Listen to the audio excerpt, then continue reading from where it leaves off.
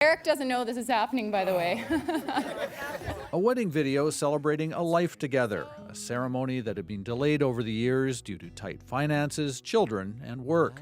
But in 2012, Shannon and Eric Nolting knew time was against them. He's like, I want people to come for a wedding, not a funeral. I want them to come and see us happy and joyful.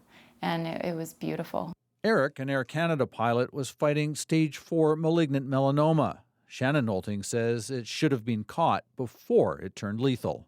They technically killed him. He would be here today if somebody would have told him. And that does make me angry.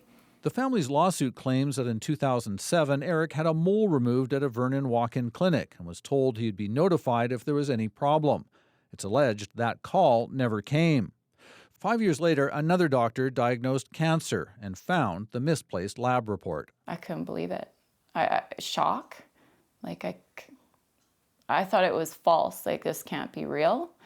Eric was shocked as well. And then angry.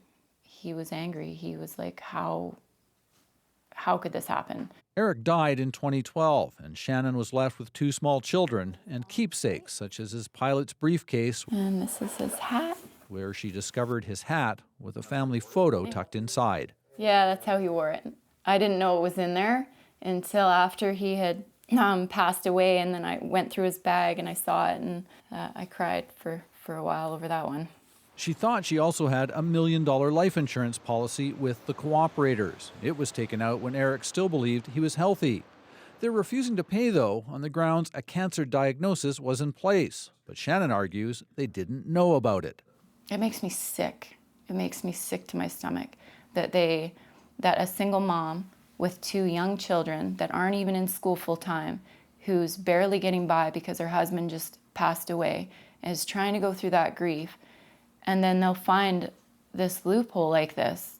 It's another legal battle on top of the lawsuit over the allegedly misplaced diagnosis, which has the doctors, their clinic, and BC's Interior Health Authority denying responsibility. This medical ethicist says mistakes happen too often across the medical system. But if the system itself is broken, that we don't have enough of the checks in place to make sure that the result would be communicated, then again, we can't trust that.